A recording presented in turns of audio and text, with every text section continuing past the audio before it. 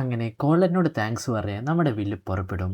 അവിടെയാണെങ്കിൽ ജൂലിയസ് ആണെങ്കിൽ ആഘോഷം തുടങ്ങുമായിരിക്കും ആ കിരീടം തൻ്റെയാന്ന് പറഞ്ഞ്. പക്ഷേ രാജാവ് വിടുന്നതല്ലേ ഉള്ളൂ.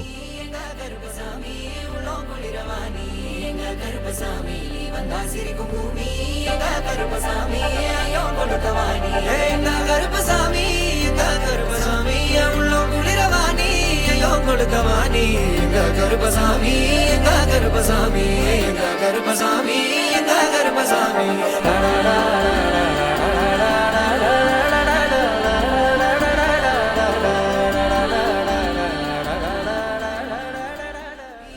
கருப்பசாமி எங்க கருப்பசாமி எங்க கருப்பசாமி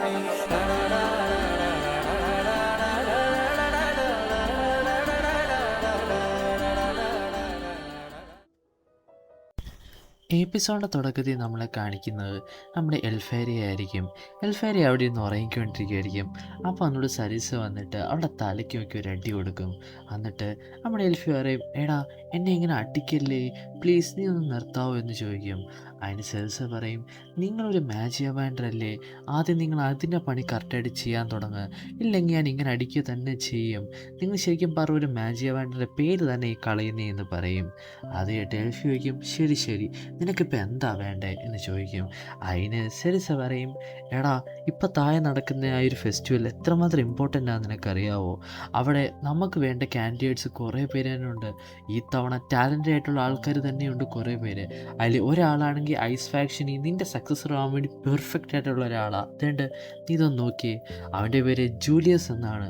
അത് മാത്രമല്ല ഫെസ്റ്റിവലിലാണെങ്കിൽ അവനൊരു ഔട്ട്സ്റ്റാൻഡിങ് പെർഫോമൻസ് തന്നെയാണ് കാണിക്കുന്നത്. അങ്ങനെ അതിനുശേഷം നമ്മളെ കാണിക്കുന്ന താഴത്തെ സ്റ്റേഡിയത്തിലെ കാര്യമായിരിക്കും. അവിടെ ജൂലിയസ് നമ്മുടെ വില്ലിനോട് പറയും, ഞാൻ വിചാരിച്ചു നിന്നെ ഇവിടെ കിടത്തി നാണം കിടത്തി തോപ്പിക്കാതെ തന്നെ എനിക്ക് ക്രോൺ സ്വന്തമാക്കി പോകേണ്ടി വരും വിൽ. ഞാൻ എന്ത് വിഷമത്തിലായെന്ന് അറിയാവോ? ഇപ്പം നിന്നെ ഇവിടെ കണ്ടപ്പം എനിക്ക് എന്താ അറിയില്ല, ഭയങ്കര സുഖം.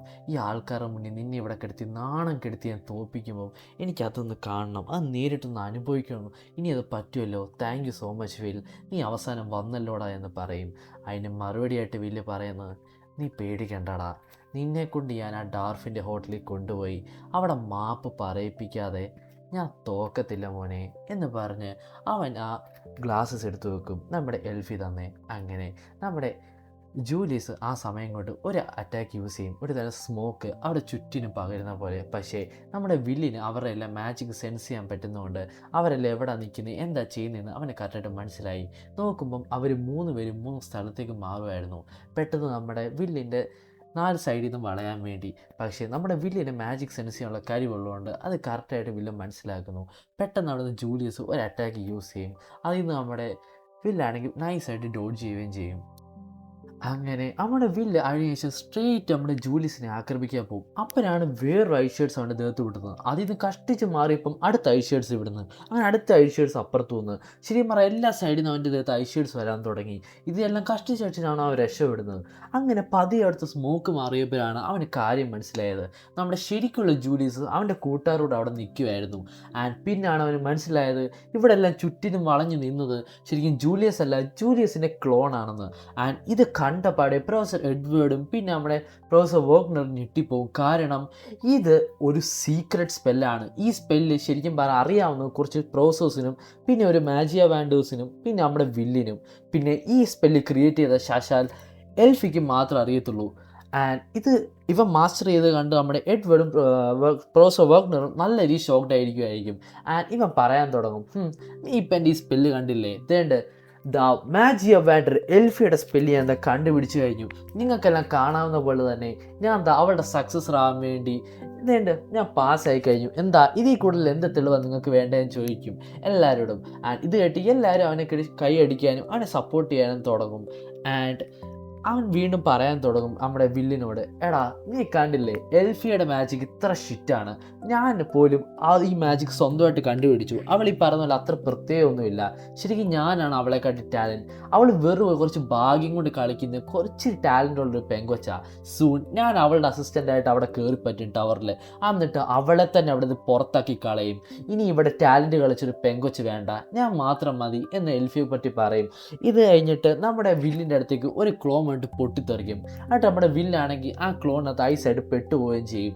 എന്നിട്ട് നമ്മുടെ വില്ല് അവിടെ നിന്ന് പൊട്ടി രക്ഷപ്പെട്ട് പുറത്ത് വരുമ്പോഴോ പെട്ടെന്ന് അവന് ഒരു മാജിക് ഷെയ്ഡ്സ് ട്രയാങ്കിളിനകത്തിട്ട് ട്രാപ്പ് ചെയ്യും. അവിടെ നിന്നാണ് നമ്മുടെ വില്ലിന് പുറത്ത് വരാൻ പോലും പറ്റത്തില്ലായിരിക്കും. അവിടെ പെട്ടെന്ന് അവൻ്റെ മണ്ടയ്ക്ക് ഒരു വലിയൊരു ഐസും കട്ട ഇങ്ങനെ മറിച്ചിടും. ആൻഡ് ഇതോടെ നമ്മുടെ വില്ല് തീർന്നെന്നായിരിക്കും എല്ലാവരും പറയുന്നത്. ആൻഡ് ഇത് കണ്ട നമ്മുടെ വേർക്ക്നറും പറയും, എഡ്വേർഡും പറയും, കഴിഞ്ഞു, നമ്മുടെ വില്ല് തോറ്റു, അവൻ അവിടെ നിന്ന് അനങ്ങാതെ തന്നെ നമ്മുടെ വില്ലിനെ തോപ്പിച്ചു എന്ന്. പക്ഷേ ഐറിസ് പറയും, അപ്പോൾ ശരിക്കും പറഞ്ഞാൽ അവൻ അവൻ്റെ മാജിക്കിനെ ഒരു തരം ഡീക്കോയ് പോലെ യൂസ് ചെയ്തു. എന്നിട്ട് വില്ലിനെ അതിനകത്ത് ഒരു തരം ആക്ടിങ് പോലെ, ഒരു ആക്ടറിനെ പോലെ ആക്കിയിട്ട് അവൻ ശരിക്കും പറഞ്ഞാൽ അവൻ്റെ ഈ ഒരു ഷോ ഓഫ് ഇത്രയും പേരുടെ മുന്നിൽ കാണിച്ചു അല്ലേ എന്ന് പറഞ്ഞ് നമ്മുടെ ഐറിസിന് കാര്യമില്ല മനസ്സിലായി കാണും. ആൻഡ് അതിനുശേഷം നമ്മുടെ വില്ല് ആ ഒരു ഐസും കണ്ട പൊട്ടിച്ചിട്ട് പുറത്തു വന്നിട്ട് പറയും, താങ്ക്സ് ജൂലിയസ്, നീ ശരിക്കും പറഞ്ഞാൽ എൻ്റെ മനസ്സിനെ തണുപ്പിച്ചു കഴിഞ്ഞു.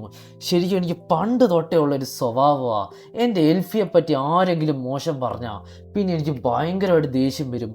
അത് എനിക്ക് വല്ലാത്തൊരു വൃത്തിയായിട്ട സ്വഭാവമാണെന്ന് അറിയാം, പക്ഷേ ഇപ്പോൾ എനിക്ക് നല്ല ദേഷ്യം വരുന്നുണ്ടാ എന്ന് പറഞ്ഞിട്ട് നമ്മുടെ വില്ല് ജൂലിയസിൻ്റെ അടുത്ത് പാഞ്ഞ് കുതിച്ചു ചെല്ലും. ചെന്നിട്ട് അവനെ തന്നെ ഒരു തരം ഡീക്കോയ് പോലെ വെച്ചിട്ട് പെട്ടെന്ന് അവൻ്റെ കൂട്ടുകാരുടെ രണ്ട് ബ്ലൈൻഡ് സ്പോട്ടിൽ വന്നിട്ട് അവരെ രണ്ടിനെ തോപ്പിക്കും. ഇത് കണ്ട് എഡ്വേർഡ് പറയും, എനിക്ക് ഈ മൂവ് അറിയാം, ഇത് യൂസ് ചെയ്ത് തന്നെ അവൻ എന്നെയും തോപ്പിച്ചതെന്ന് പറയും. ആൻഡ് ഈ രണ്ട് കൂട്ടുകാർ താഴെ വീണോട് തന്നെ അവൻ്റെ ക്ലോൺസ് എല്ലാം പൊട്ടി. എന്നിട്ട് പറയും, ജൂലിയസ്, നീ അവളുടെ മൂവ് പഠിച്ചെന്നോ? നീ അവളുടെ മൂവ് ജസ്റ്റ് ഒന്ന് കോപ്പി ചെയ്തു, അത് കുറച്ച് നേരത്തേക്ക് മാത്രം. നിൻ്റെ രണ്ട് ശിങ്കിടികൾ ഇപ്പുറത്തും അപ്പുറത്തും നിൽപ്പില്ലെങ്കിൽ നിനക്ക് അവളുടെ മൂവ് ഒന്ന് തൊട്ടാൻ പോലും പറ്റത്തില്ലടാ. എൽഫി അവളുടെ മൂവ് യൂസ് ചെയ്യുന്നത് പറഞ്ഞത് ഒറ്റയ്ക്കാണ്, അവൾ ഒരാൾ നിന്നാൽ മതി. ചെറുപ്പത്തിൽ അവൾ ഈ മൂവ് യൂസ് ചെയ്യുമ്പോൾ അവൾക്ക് ശരിക്കും പറഞ്ഞാൽ 5 or 6 വയസ്സേ ഉള്ളൂ.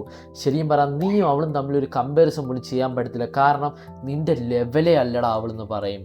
ആൻഡ് എൽഫിക്ക് ഇതൊന്നും ചെയ്യാൻ വേണ്ടി 10-15 ആൾക്കാരെ സഹായം വേണ്ട, അതുകൊണ്ട് നീ മൂവ് മാസ്റ്റർ പോട്ടെ, നീ ഇതിൻ്റെ അടുത്ത് പോലും ആയിട്ടില്ല, അതുകൊണ്ട് ഇതിൻ്റെ പേര് പോലും പറയാനുള്ള യോഗ്യത നിനക്കില്ലെന്ന് പറയും. ആൻഡ് മോളി നമ്മുടെ എൽഫി സെറിസിയോട് പറയും, ശരിക്കും പറഞ്ഞാൽ നീ ശരിയായിരിക്കാം, എൻ്റെ തൊട്ടടുത്ത് നിൽക്കേണ്ടതും എൻ്റെ അസിസ്റ്റൻ്റായിട്ട് നിൽക്കേണ്ടതും ശരിക്കും പറയാം ഈ ജൂലിയസ് എന്ന് പറയുന്ന ഒരുത്തനായിരിക്കാം, ഈ ഇവനായിരിക്കും അടുത്ത സക്സസർ എന്ന് പറയുന്നത്. പക്ഷേ അത് ഐസ് അജിയ വാൻഡറിന് വേണ്ടി ആയിരിക്കാം. പക്ഷേ എൻ്റെ തൊട്ടപ്പുറത്ത് നിൽക്കുക എന്ന് പറയുന്നത്, എൻ്റെ അസിസ്റ്റൻ്റായിട്ട് നിൽക്കുക എന്ന് പറയുന്നത്, എൻ്റെ നിരലായിട്ട് നിൽക്കുക എന്ന് പറയുന്നത് ഒരു വാളായിരിക്കും, അല്ലാതെ ഒരു വാൻഡിലല്ല എന്ന് നമ്മുടെ സെറിസിയോട് പറയും. അങ്ങനെ അതിനുശേഷം നമ്മുടെ വില്ലും പിന്നെ നമ്മുടെ ജൂലിയസും തമ്മിലുള്ളൊരു വമ്പം ഫൈറ്റ് ആയിരിക്കും. ആൻഡ് നമ്മുടെ ജൂലിയസിൻ്റെ പ്ലാൻ പൊളിഞ്ഞെന്ന് അറിഞ്ഞപ്പോൾ തൊട്ട് തന്നെ അവൻ്റെ പേഷ്യൻസ് നഷ്ടപ്പെട്ട് നമ്മുടെ വില്ലിനെ ചാറമുറ അറ്റാക്ക് ചെയ്യുമായിരിക്കും.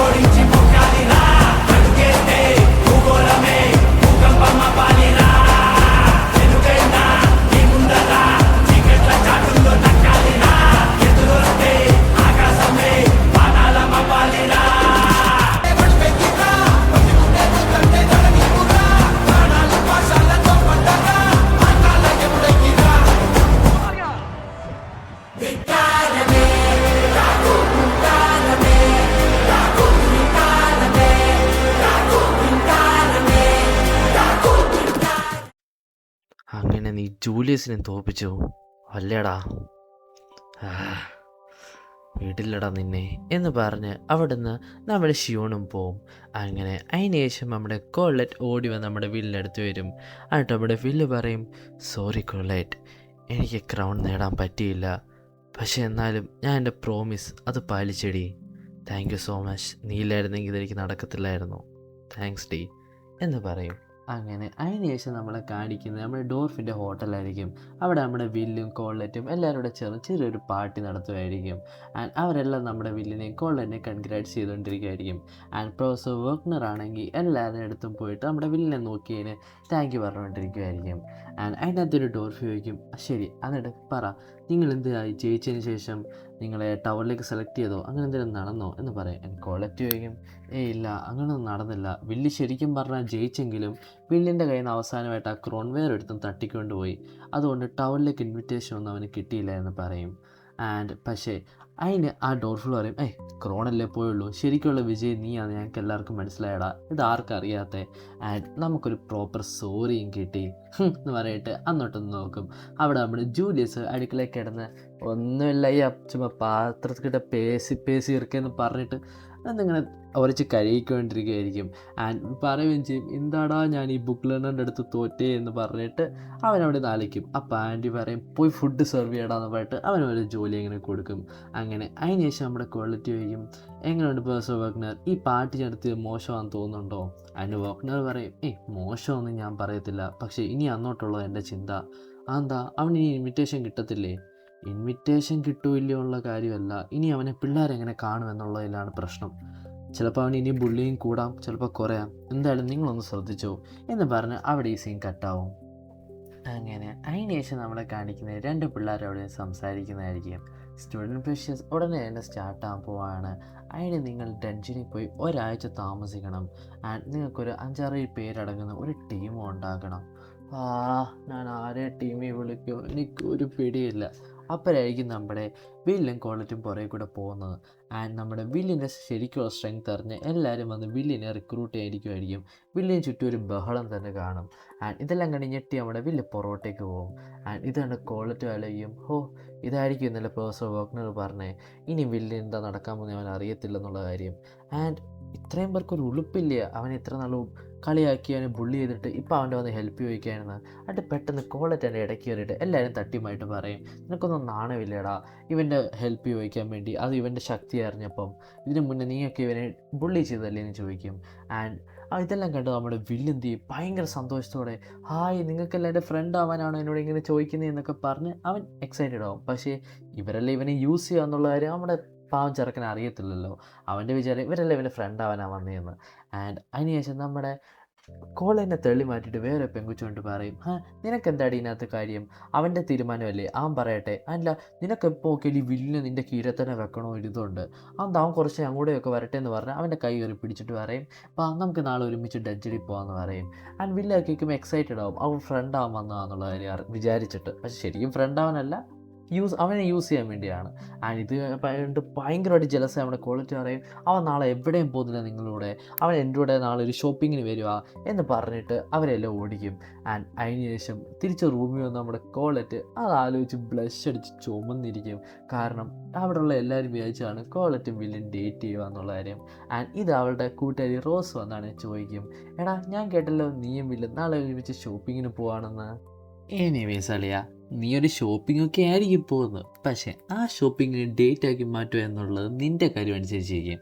അല്ലെങ്കിൽ അവൻ ഏതെങ്കിലും പെമ്പിളാർ കൊത്തിക്കൊണ്ടുപോകും, അല്ലെങ്കിൽ എനിക്കിപ്പോൾ അറിയാമല്ലോ അവനിപ്പോൾ ഭയങ്കര ഫേമസാണ്. അതുകൊണ്ട് നീ നിൻ്റെ ആയിരിക്കുന്ന ഏറ്റവും നല്ല ക്യൂട്ട് ഡ്രസ്സും ക്യൂട്ട് ഹെയർ സ്റ്റൈലും ഒക്കെ ഇട്ട് ചെയ്തിട്ട് വേണം പോവാൻ, ഇല്ലെങ്കിൽ ആരെങ്കിലും കൊത്തിക്കൊണ്ട് പോവും എന്ന് പറഞ്ഞ് റോസിയെ കൊണ്ട് പറ്റുന്ന രീതി നമ്മുടെ കോളറ്റിനെ റെഡിയാക്കി വിടും. ആൻഡ് ഇത് നമ്മുടെ വില്ലിനെ ആയിരിക്കും അതിന് ശേഷം കാണിക്കുന്നത്. വില്ലാണെങ്കിൽ റൂമിൽ നിന്ന് പഠിച്ചുകൊണ്ടിരിക്കുമായിരിക്കും. ആൻഡ് അതിന് ശേഷം നമ്മുടെ എൽഫി ചോദിക്കും, എടാ നാളെ എന്താ നിൻ്റെ പരിപാടി, നീ വീണ്ടും ഡഞ്ചനിൽ പോകണോ? അതിന് നമ്മുടെ വില്ല് പറയും, അല്ലല്ല, എന്തായാലും കുറച്ച് ദിവസം ഇനി ഡഞ്ചനിൽ പോകണമല്ലോ, അപ്പോൾ അതുകൊണ്ട് അതിന് കുറച്ച് ഗിയേഴ്സും സാധനങ്ങളും മേടിക്കാൻ വേണ്ടി ഞാൻ നാളെ ഷോപ്പിങ്ങിന് പോവുക, എൻ്റെ ഒരു കൂട്ടുകാരൻ വരുന്നുണ്ട് എന്ന് പറയും. അതിന് എൽഫി ചോദിക്കും, ഏത് ഈ കൂട്ടുകാരൻ, കോർലറ്റ് വല്ലതും ആണോ? അതിന് നമ്മുടെ വില്ല് പറയും, അതേടാ കോർലറ്റാ, നിനക്കെങ്ങനെ അവൻ്റെ പേരറിയാം? നിങ്ങളതങ്ങനെ അധികം സംസാരിച്ചിട്ടുള്ളൂ, പിന്നെ എങ്ങനെ? അതിന് നമ്മുടെ റോസ്റ്റ് അധികം മറുപടി ഒന്നും കൊടുക്കത്തില്ല. അങ്ങനെ അതിന് ശേഷം നമ്മൾ അടുത്ത ദിവസം കാണിക്കും. അടുത്ത ദിവസമാണെങ്കിൽ നമ്മുടെ കോളേജ് നല്ല അടിപൊളി ക്യൂട്ട് ഡ്രസ്സും ഹെയർ സ്റ്റൈലും ഒക്കെ ചെയ്തിട്ട് അവിടെ വന്ന് നേരത്തെ ഇരിക്കുമായിരിക്കും. അത് നമ്മുടെ വില്ലും വരും. വില്ലുമായിട്ട് പറയും, എനിക്ക് നേരത്തെ വേണമെന്ന് ആഗ്രഹമുണ്ടായിരുന്നു, പക്ഷേ എങ്ങനെ നീ നേരത്തെ എത്തി? അതിന് നമ്മുടെ കോളേജ് പറയും, അല്ലടാ ഞാനത് നേരത്തെ എണ്ണിച്ചപ്പോൾ അങ്ങ് വന്നതേ ഉള്ളൂ. നമ്മുടെ കോളിനെ നമ്മുടെ വില്ല് കണ്ടതിന് ശേഷം നമ്മുടെ വില്ലിന് കള്ളം പറയാറിയത്തില്ലോ. കോളിനോട് പറയും, എടാ എനിക്കറിയത്തില്ല, ഇന്ന് നിന്നെ കാണാൻ ഭയങ്കര പ്രിറ്റിയായിട്ടുണ്ട് കേട്ടോ. ലൈക്ക് നീ എൻ്റെ അട്രാക്ഷൻ ഭയങ്കരമായിട്ടുണ്ട്. എനിക്ക് എൻ്റെ അടുത്ത് കണ്ണെടുക്കാൻ പറ്റുന്നില്ല. നിന്നെ നോക്കുമ്പോൾ എൻ്റെ നെഞ്ചിലൊരു ഇടിപ്പ് ടും ടും എന്ന് പറഞ്ഞത് കൂടിക്കൊണ്ടിരിക്കുന്നതെന്ന്. ഇത് കേട്ടാൽ നമ്മുടെ കോളേജാണ് ബ്ലഷ്ഡ് ഔട്ടായി പോകും. അറേ എന്താണ് നീ ഇങ്ങനെയൊക്കെ പറയുന്നത്? എന്നാലും കുഴപ്പമില്ല, നീ പറഞ്ഞു എന്ന് പറഞ്ഞിട്ട് അവൾ അതൊന്ന് ആസ്വദിക്കും.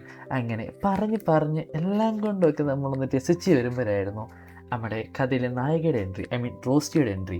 റോസ്റ്റി കണ്ടോടെ കണ്ടിട്ട് വിൽ ഞാൻ ലേറ്റ് ആയോടാ എന്ന് മേടിച്ച് ചോദിക്കും. ഇത് വില്ല പറയും, ഇല്ലടാ എന്ന് പറഞ്ഞ് നോക്കും. നമ്മുടെ കോളറ്റാണെങ്കിൽ ഇവനെന്താ ഇവിടെ കാര്യം എന്ന് നമ്മുടെ വില്ലിനോട് ചോദിക്കും. അതിന് നമ്മുടെ വില്ല് പറയും, അത് പിന്നെ ഇന്നലെ എന്ത് പറ്റി നടത്തില്ല ഇവൻ എന്ത് പറ്റിയാലും നമ്മുടെ കൂടെ ഈ ഷോപ്പിങ്ങിന് വന്നേ മതി എന്ന് പറഞ്ഞിട്ടാണ് അവന് നിന്നത്. റോസ്റ്റിയും പറഞ്ഞു, ഷോപ്പിംഗ് അല്ലേ നിങ്ങൾ പോകുന്നത്, ഡേറ്റ് ഒന്നും അല്ലല്ലോ, അപ്പം പിന്നെ ആൾക്കാർ കൂടിയാലും എന്താ, എത്ര ആൾക്കാർ കൂടുന്നു അത്രയും നല്ലത് എന്ന് പറഞ്ഞിട്ട് വാ വില്ലേ നമുക്ക് പോവാം എന്ന് പറഞ്ഞിട്ട് വില്ലിൻ്റെ കൈ ഒന്നിച്ച് പിടിച്ചിട്ട് അവർ നടന്നങ്ങ് പോകും. തിരിഞ്ഞ് നിന്നിട്ട് നമ്മുടെ കോളനെ കുത്തി കാണിക്കും. ഇത് കണ്ടപ്പോഴും നമ്മുടെ കോളന് മനസ്സിലായി ഇവർ ലെബനിയസ് ആണ്. മറ്റേ വാക്കൊന്നും പറയണ്ട, ശരിയാവത്തില്ല. അതുകൊണ്ട് നമ്മുടെ കോളേജ് മാക്സിമം അവിടെ ചേർന്ന് ഒട്ടിനിരിക്കാൻ നോക്കും വില്ലിൻ്റെ കൂടെ. പക്ഷേ നമ്മുടെ എൽഫി റോസ്റ്റി ഒരു കാരണവശാലും നമ്മുടെ അടുപ്പിക്കത്തില്ല. ഒരു തരം കോക്രോച്ചിനടുത്ത് ഹിറ്റടിച്ച് തെറിപ്പിക്കുന്ന പോലെയാണ് നമ്മുടെ കോളേജിനെ അവോയ്ഡ് ചെയ്യുന്നത്. എല്ലായിടത്തും എൽഫി അല്ലെങ്കിൽ റോസ്റ്റിയാണ് അവൻ്റെ അടുത്ത് വന്ന് ഓരോരോ കാര്യങ്ങൾ ദേഹത്ത് തൊടാതെ വേറെ കളിയില്ല. അങ്ങനെ ഏറ്റവും ലാസ്റ്റ് നമ്മുടെ ക്വാളിറ്റി ക്ഷീണിച്ച് മൂങ്ങി അവിടെ കസാരയെ വന്നിരുന്നു. ഇരുന്നിട്ട് വില്ലോട് ചോദിക്കും, എനിക്കിപ്പോൾ അറിയണം നിങ്ങൾ തമ്മിൽ എന്താ കാര്യം, നിങ്ങൾ ശരിക്കും ഫ്രണ്ട്സ് റൂംമേറ്റ് ആണോ അതോ നിങ്ങളുടെ ഇടയിൽ വേറെ എന്തെങ്കിലും ഉണ്ടോ, സത്യം പറ, എന്തെങ്കിലും സെക്ഷലായിട്ട് എന്തെങ്കിലും ഉണ്ടോ ചോദിക്കും. അതിന് വില്ല് ചോദിക്കും, എന്താ നീ പറയാൻ, എനിക്ക് മനസ്സിലായില്ല. എടാ നീ സത്യം പറ, അവനെ കാണാൻ സാധാരണ ആമ്പിള്ളേരെക്കാളിലും കുറച്ചുകൂടെ അതുണ്ട്, മറ്റേ അത് തന്നെ. എല്ലാവരെയും എനിക്കറിയടാ, അവനെ കാണാൻ കുറച്ച് നല്ല രസമൊക്കെ ആണെങ്കിലും പക്ഷേ അല്ല ഞാൻ അവൻ്റെ അത് കണ്ടിട്ടുണ്ട്, അത് എൻ്റെതിനെക്കാട്ടിലും വലുപ്പമാണ് എന്ന് നമ്മുടെ വില്ല് കൊള്ളനോട് പറയും.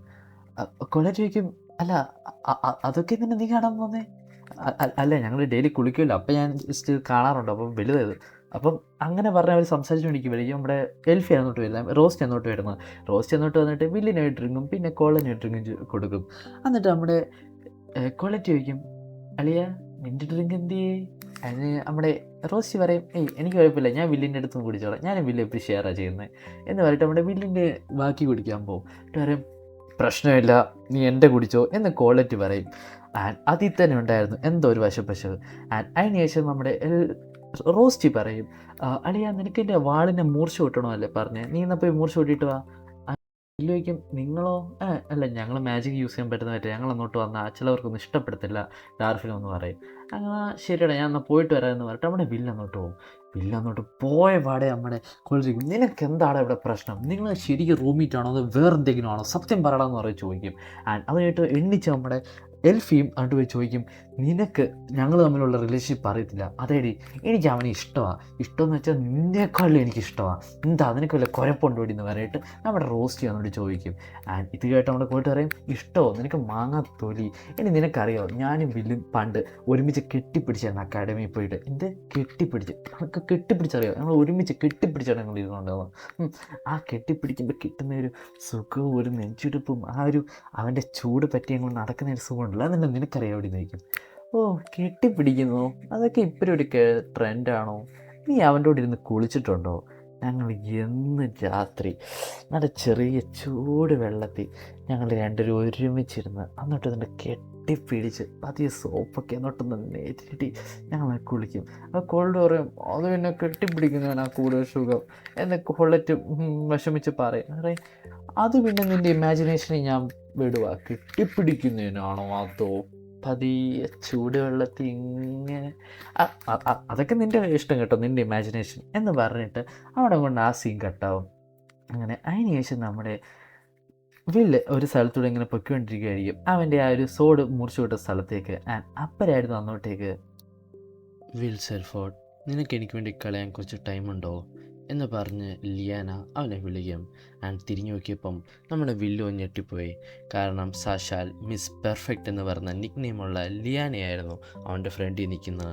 എന്ന് വെച്ചാൽ ഇപ്പോഴത്തെ അക്കാഡമിയിലെ ടോപ്പ് സ്റ്റുഡൻറ്റ്, എല്ലാത്തിനും ഫുള്ള് വില്ലിൻ്റെ ജസ്റ്റ് ഓപ്പോസിറ്റ്. ആൻഡ് ലിയാന അവളുടെ ഒരു കോഫി ഷോപ്പിലേക്ക് വിളിക്കും.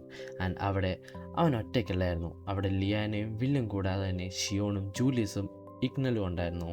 ആൻഡ് ലിയാന അവരോട് പറയാൻ തുടങ്ങും, ഞാൻ ഇന്ന് നിങ്ങളെ ഇവിടെ വിളിച്ചു വരുത്തിയെങ്കിൽ ചായ കുടിക്കാനൊരു മീറ്റിംഗ് കൂടാനൊന്നുമല്ല. ഈ വരുന്നത് നമ്മുടെ ലാസ്റ്റ് ടേമും ആൻഡ് ലാസ്റ്റ് ഇയറുമാണ്. എന്ന് വെച്ചാൽ നമുക്കിനി അടുത്ത ആഴ്ച ഒരാഴ്ചത്തേക്ക് നമ്മൾ ആ ഡെൻഷനകത്തായിരിക്കും ജീവിക്കാൻ പോകുന്നത്. ആൻഡ് നമുക്ക് വെറുതെ ഒന്നും അങ്ങോട്ട് ചെന്ന് കയറാനും പറ്റത്തില്ല. 5-6 പേരടങ്ങുന്നൊരു ടീം വേണം. ആൻഡ് നമ്മുടെ ഈ കൂട്ടത്തിലേക്ക് വേറൊരാളെയും കൂടി ഞാൻ വിളിച്ച് റെഡിയാക്കി വെച്ചിട്ടുണ്ട്. പക്ഷേ അതിനേക്കാൾ മുന്നേ ഞാൻ ഈ നയിക്കുന്ന ഈ ഒരു ടീമിലേക്ക് നിങ്ങൾക്കെല്ലാവർക്കും കയറാൻ താല്പര്യമുണ്ടോ? ആൻഡ് വിൽ സെൽഫോർഡ്, ഞങ്ങൾ ഈ നയിക്കുന്ന ഈ ടോപ്പ് സ്റ്റുഡൻസ് മാത്രമുള്ള ഈ ഒരു ഗ്രൂപ്പിലെ ഗാർഡിയൻ ആവാൻ നിനക്ക് താല്പര്യമുണ്ടോ? ഉണ്ടെങ്കിൽ എൻ്റെ കൂടെ ഈ ടീമിൽ ചേര് എന്ന് പറഞ്ഞുകൊണ്ട് ഗൈസ് ഈ ഒരു എപ്പിസോഡ് ഇവിടെ കൊണ്ട് തന്നെ അവസാനിക്കുകയാണ് ഗൈസ്. ആൻഡ് ഇന്ന് ഞാൻ എക്സ്പ്ലെയിൻ ചെയ്തിരിക്കുന്ന എപ്പിസോഡ് നമ്പർ 7ഉം 8ഉം ആണ്. And I hope you guys enjoy. ഇനി നമ്മൾ കടക്കാൻ പോകുന്ന എപ്പിസോഡ്സ് എന്ന് പറയുന്നത് ശരിക്കും പറഞ്ഞാൽ ഈ ഫെസ്റ്റിവലായിട്ട് ബേസ്ഡ് ആയിട്ടുള്ളതല്ല, ഈ ഡഞ്ചൻ റൈഡുകളായിട്ട് ബേസ് ചെയ്തിട്ടുള്ള. അതുകൊണ്ട് ഈ പാർട്ട് ഇവിടെ കൊണ്ട് തന്നെ കഴിയുവാണ് ഗൈസ്. ആൻഡ് അത് മാത്രമല്ല, ഇതുവരെ നമ്മൾ കണ്ടത് വിസ്റ്റോറിയ വാൻഡൽ ആൻഡ് സോഡിൻ്റെ വെറും ഇൻട്രോ ആയിരുന്നു. ഏതൊക്കെ ക്യാരക്ടേഴ്സിന് എന്തൊക്കെ ചെയ്യാമെന്നുള്ള വെറും ഇൻട്രോ. ഇനിയാണ് എപ്പിസോഡ് 1 എന്ന് പറയുന്ന ശരിക്കുള്ള കഥ തുടങ്ങാൻ പോകുന്നത്. ആൻഡ് ടു ബി ഹോണസ്റ്റ്, നിങ്ങളാരും തയ്യാറല്ല ഇനി അങ്ങോട്ട് വരാൻ പോകുന്നത് എന്താണെന്നുള്ളതിൽ. എനിവേസ്, ഞാൻ എന്തായാലും ഇവിടെ കാണും നിങ്ങളുടെ ഹൈപ്പിനനുസരിച്ച് ഇത് എക്സ്പ്ലെയിൻ ചെയ്ത് റെഡിയാക്കാൻ വേണ്ടി. So it's me, your explainer beast, signing out. കുട്ടിക്കാലത്ത് നിന്നോട് പറഞ്ഞ ആ കഥ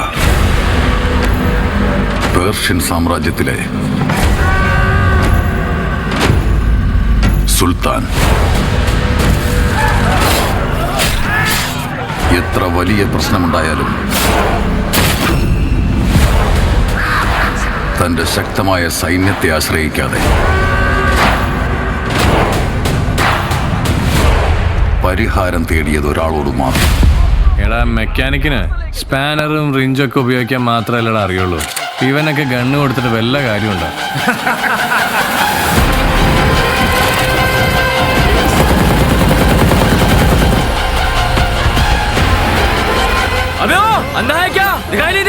സോറി ഭായ്, मैं पीछे लेता हूं. ഒരു എൻട്രിയാണ്. സുൽത്താൻ ആഗ്രഹിക്കുന്നത്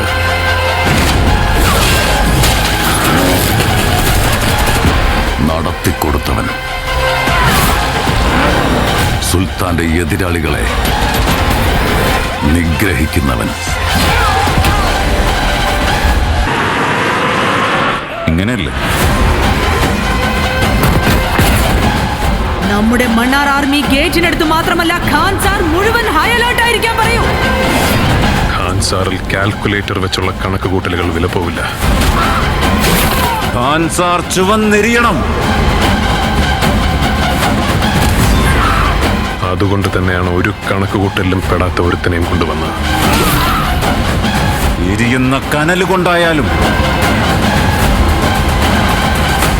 ഇവരുടെയൊക്കെ ചോര കൊണ്ടായാലും അവന്റെ പേര് അറിയാം ബാബ.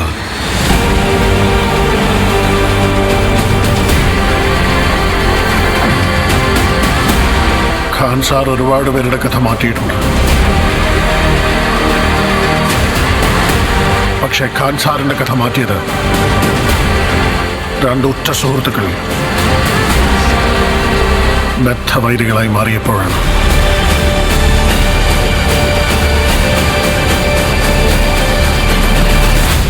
ആർക്കും വേർപെടുത്താനാവാത്തൊരു കൂട്ടുകെട്ടുണ്ടായിരുന്നു. നിനക്ക് വേണ്ടി വേട്ടമൃഗമാകാം, വേട്ടക്കാരനുമാകാം, നിനക്ക് വേണ്ടി മാത്രം. നീ എപ്പ വിളിച്ചാലും ഞാനിവിടെ എത്തിയിരിക്കും. രാജമണ്ണാർ തിരിച്ചു വരുമ്പോ വെറുതെ ദുറയാക്കാം. രാജമണ്ണാർ തിരിച്ചു വരുമ്പോ വെറുതെ ഇല്ലെങ്കിൽ എന്ത് ചെയ്യാൻ പോവാ നീ അവനെ?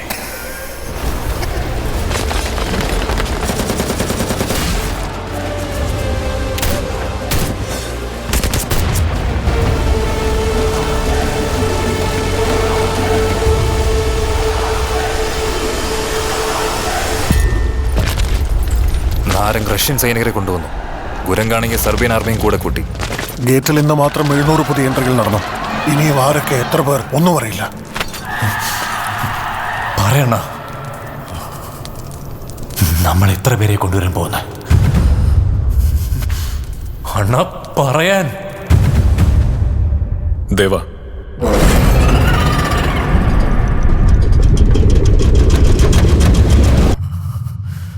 നമ്മുടെ ആർമി എവിടെയാ?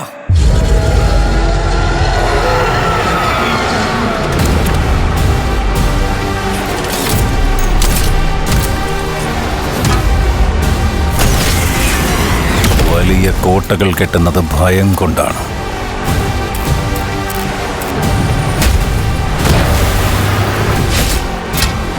പുറത്തേക്ക് ആര് പോകുന്നുവെന്നല്ല,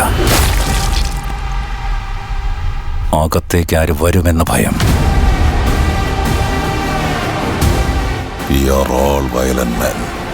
നമ്മുടെ രക്തത്തിൽ തന്നെ വയലൻസ് ഉണ്ട്.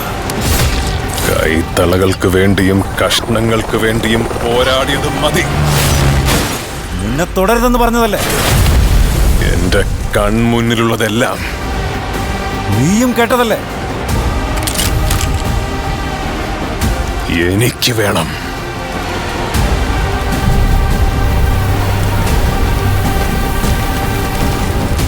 നിന്നെ ആരും തൊടാൻ പാടില്ല. Please. I kindly request.